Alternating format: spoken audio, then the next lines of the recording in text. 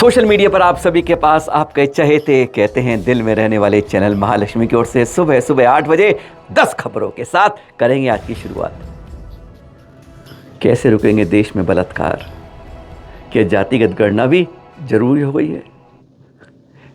Ukraine, रूस, Israel, Lebanon, तो Iran भी, क्या इनमें कोई संभवतः आपस में संतुलन रुकेगी? शांति अशांति देश विश्व रुकेगी?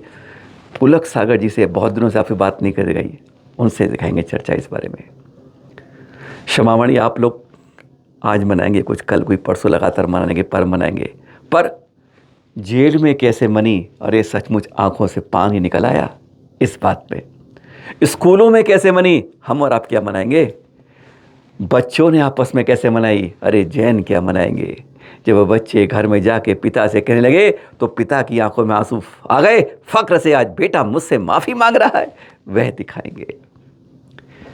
कहाँ की उप मुख्यमंत्री को हमारे आचार्य श्री ने बताया कि भारत का नाम कैसे पड़ा, वह दिखाएंगे। कहाँ होने वाली हैं 3 दीक्षाएं, उसके बारे में बताएंगे। आज बहुत कुछ खबरों के साथ बताएंगे, पर शुरुआत इसके साथ करेंगे। बहुत गर्व करते हैं हम टोडरमल के ऊपर, लेकिन टोडरमल इधर गए और जैन समाज ने जैसे उससे मुंह फेर लिया। सरहिंद शहर की ये उनकी हवेली दिखा रहे हैं। सिख धर्म भी उन पर नाज करता है, अपने गुरुद्वारे में उनका नाम इंगित करता है, पर हम देख रहे हैं ये जीर्णोद्धार नहीं होना, जीर्ण जीर्ण जीर्ण हो गई है हवेली। मोहनलाल जी है, उन्होंने हमें तस्वीरें भेजी है कि देखो उसकी ये वास्तविक तस्वीर जो आप कई बार गूगल पर देखते हो ना, ये हकीकत है आज उस हवेली की। टोडरमल जिनके नाम से जैन गर्वान्वित होते हैं, और उनकी हालत। और आपको बता दें, हम तो कुछ नहीं कर पा रहे, क्योंकि हम और जगह पर पैसे खर्च कर लेंगे, लेकिन अपनी स्मारकों में, संस्कृति पर, विरासत पे नहीं कर सकते, नहीं करना चाहेंगे। कल्याण के कार्यक्रमों में रो रो के कर पाएंगे, और यहाँ देखिए। और इसके लिए अब आपको बता दें अंदर की बात, सिख धर्म के कुछ धर्मावलंबियों ने इसकी मरम्मत की, इसकी सही रखरखाव करने की जिम्मेदारी ली है ना? अच्छी बात। अरे हम क्या कर पाए, उन्होंने दिया है साथ। हाँ, आज बात बहुत दिनों बाद आचार्य श्री पुलक सागर जी केसरिया में कर रहे, चतुर्मास उदयपुर की बात कर सकते हैं आप। उनसे 3 सवाल, आपके काम की बात। निर्भया कांड सुना, और अभी चलिए 41 दिन बाद कलकत्ता में डॉक्टरों की हड़ताल खत्म हुई। पर इस तरह के बलात्कारों के ऊपर इलाज क्या है? फांसी, पुलिस के द्वारा कब्जा करना, या उसके ऊपर बुलडोजर चलाना? पुलक सागर जी आचार्य जी ने इस बारे में बताया कि यह घर के अंदर की बात है, और उस घर की जिम्मेदारी है, माँ बाप कर सकते हैं इसका सटीक इलाज। सुनिए जरा अनोखी बात। कोलकाता का हो या निर्भया कांड हो, उसके समय भी कानून सख्त हुआ, लेकिन उसके बाद आए दिन इस देश में बलात्कार होते रहे हैं, दुर्व्यवहार होता रहा है, दुराचरण होता रहा है।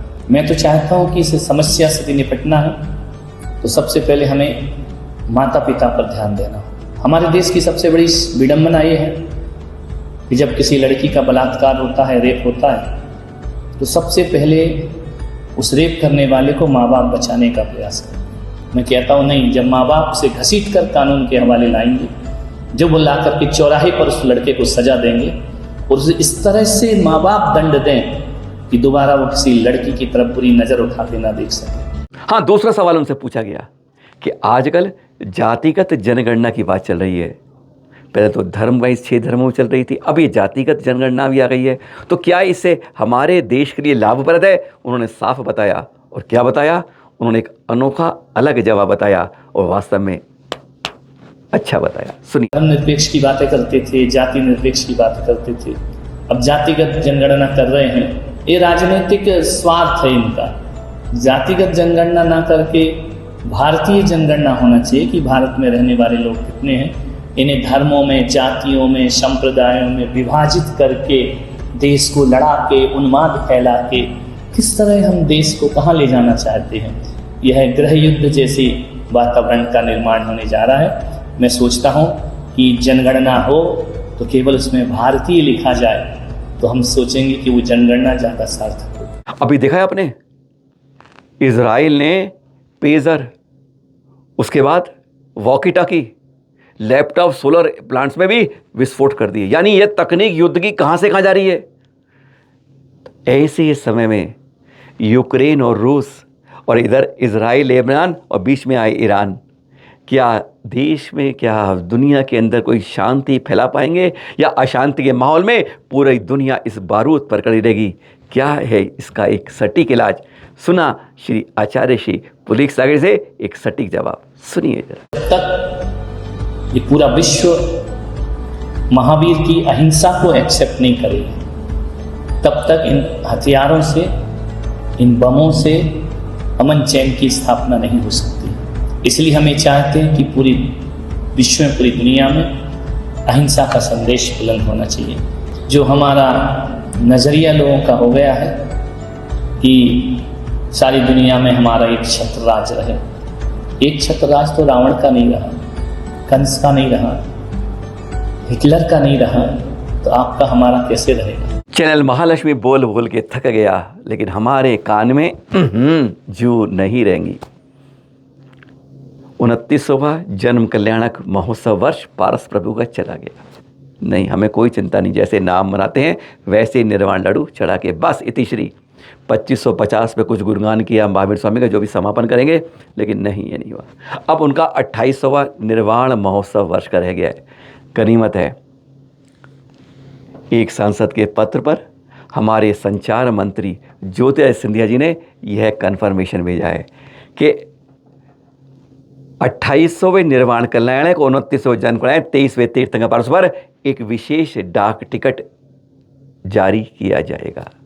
बस आज जैन समाज की इतनी ही उपलब्धि रह गई है। अपने किसी की 50वीं जयंती हो, 75वीं हो, 100वीं हो, अरे हमारे प्रधानमंत्री आ जाते हैं, बड़े बड़े नेता आ जाते हैं, अखबारों में विज्ञापन। अरे इस बार क्षमावाणी तो छोड़िए, एक संदेश क्षमावाणी का सरकार से जारी नहीं हुआ। अफसोस तो इस बात का है, छोटी छोटी बात पर ऐसे विज्ञापन सरकारी मिल जाते हैं कि टिकट का ना लेटर दिखा रहे हैं, क्योंकि हमारे लिए बस इतने में ही कहकर बड़ी खुशी हो जाती है। फूल कर कुप्पे हो जाते हैं, बस हमारी फूल की कुप्पाई इतनी रह गई है।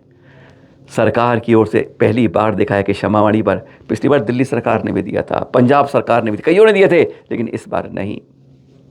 जैनियों ने अपने वजूद को, हमने दूसरे के को है, हमने अपने वजूद को इतना नीचे केवल ये है चाट चकूरता, चमचेबाजी और उसमें करके ही समर्पित कर दिया है। अपना अपना अपना कहते हैं एटीट्यूड, अपना व्यवहार, अपनी पहचान हम खुद ही खोते जा रहे हैं।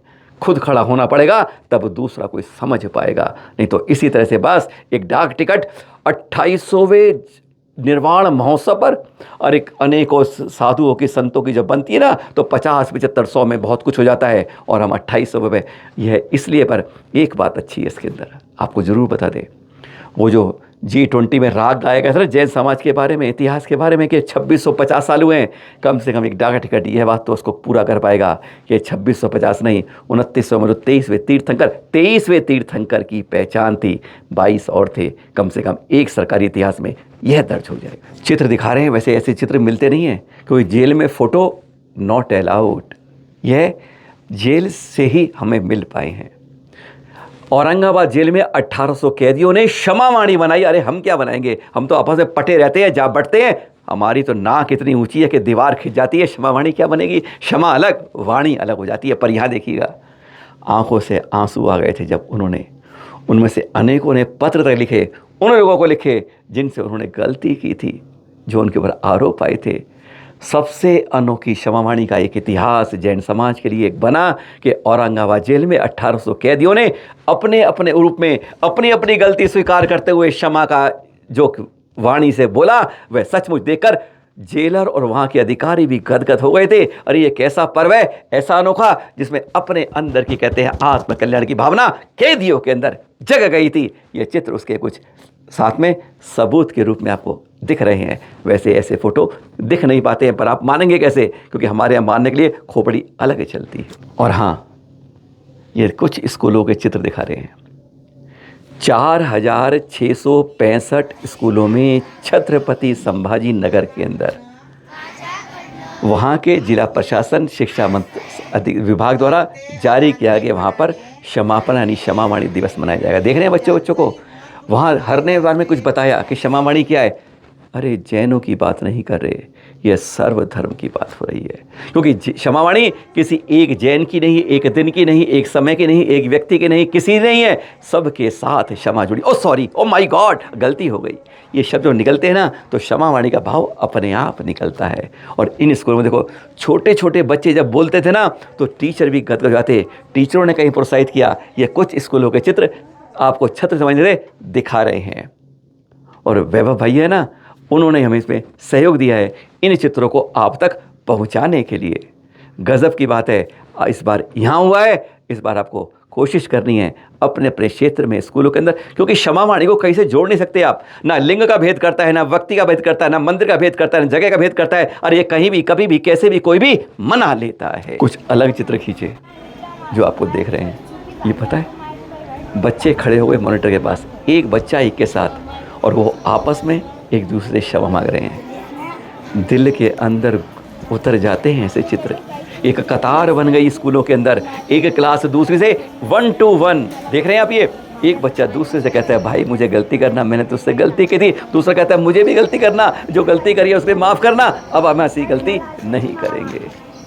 जब छोटे छोटे बच्चे ऐसे बात करते हैं ना, तो कहते हैं सचमुच क्षमावाणी इस बार सार्थक हो गई। जैनों के नहीं, आज आपको सिर्फ अजैनों को दिखा रहे हैं, आपके अंदर पहुंचाने के लिए कि अपनी नाक को मत दिखाओ, रगड़ दो इस नाक को, निकाल दो बाहर इस नाक को, अपनी दूरियां मिटा दो। ये देखिए, समाज के अंदर, ऐसे पंचायतों के अंदर भी लोगों ने खुशी होकर दिल लगाया एक दूसरे पर। कहते हैं यार सचमुच गलती हुई है, माफ़ करना, अगली बार नहीं करेंगे। आप भी सोचेंगे आज चलन माच में क्या दिखा रहे हैं। जब वो बच्चों को स्कूल में पाठ पढ़ाया ना, क्षमावाणी की समझ के आए, तो पता है पिताजी की आंखों में आंसू आ गए जब बेटे पिता के सामने खड़े होकर बोले पापा हमें माफ़ करना, हमने ऐसी ऐसी गलती की हैं। पिता हैरान हो गया, अरे छोटे छोटे बच्चे जो क्षमावाणी वो ना पिता जानता ना बेटा जानता, और इस बारे में बात कर रहा है। गदगद हो गए, पिता की आंखों में आंसू आ गए। कुछ कह किया था वह आपको दिखा दिया है। किशनगढ़ से कुछ चित्र दिखा रहे हैं आपके पास। राजस्थान की उप मुख्यमंत्री दिया कुमारी जी पहुंची आचार्य श्री सुनील सागर जी के पास। बेटी बचाओ बेटी पढ़ाओ अभियान चल रहा है ना, तो उन्होंने आचार्य जी ने एक बार वैसे ही पूछ लिया, ये बेटियों को पढ़ाने की शुरुआत कब हुई? वह मुस्कुरा दी, नहीं पता। तब आचार्य जी बताया, जिसके पुत्र के नाम पर भारत देश का नाम पड़ा था ना, उस भरत चक्रवर्ती की बहनें, यानी प्रथम तीर्थंकर जैन जो थे श्रमण के अंदर, जो इस वर्तमान के अंदर, उन आदिनाथ भगवान के ज्येष्ठ पुत्र भरत चक्रवर्ती नाम पर जहाँ भारत पड़ा, और उन्हीं की 2 बेटियां थी, ब्राह्मी और सुंदरी। उन पर, उनसे शब्द की और अंक की गणना की शुरुआत उन्होंने की थी। और जिस बेटी को पढ़ाने की बात आज सरकार करती है, तो बेटियों को सबसे पहली शिक्षा उन्होंने दी थी। गजब की बात थी, गदगद हो गई। और उस तरह की जब पुस्तकें उनको मिली, कहते हैं जब हम कहीं जाएं तो ऐसी जानकारी दें जो दूसरे के अंदर उतर जाए। 15 नवंबर को दिल्ली में दीक्षाएं होनी है, और 13 अक्टूबर को 3 दीक्षाएं होनी है किशनगढ़ में। देख रहे हैं आप, ये सरवाड़ के आदिनाथ मंदिर के दर्शन देख रहे हैं आप, ये जहाँ यहाँ पर गोद भराई कार्यक्रम हुए। और अब दिल्ली का नंबर है, यहाँ पर गोद भराई कार्यक्रम होंगे। जब अपने जीवन में, और आचार्य में खास बात है, ये इस अवस्था में इनको दीक्षा देना, यानी जब हम संसारी काम पूरे कर लें, जिम्मेदारी पूरी कर लें, आचार्य श्री के संग में इसी तरह के हैं। हर भाषा के, हर राज्य के लगभग उनके संग में इस तरह मिल जाते हैं। कैसे रख पाते हैं, यह समझ से बाहर है। यह उन्हीं की कार्यकुशलता और एडमिनिस्ट्रेशन है, और आचार्य पद का है कि कैसे सबको समझा कर कैसे एक माला में बंद। ये 3 दीक्षाएं होनी हैं। 13 अक्टूबर को सरवाड़ दिगंबर जैन मंदिर के आप ये दृश्य देख रहे हैं, जब गोद भराई हुई थी। आप कहेंगे आज क्या क्या बात कर दी, अलग अलग बात, अच्छी अच्छी बात। सुबह शाम 8 बजे आपके पास सादर जय जिनेंद्र के साथ मिलेंगे शाम को आपके पास।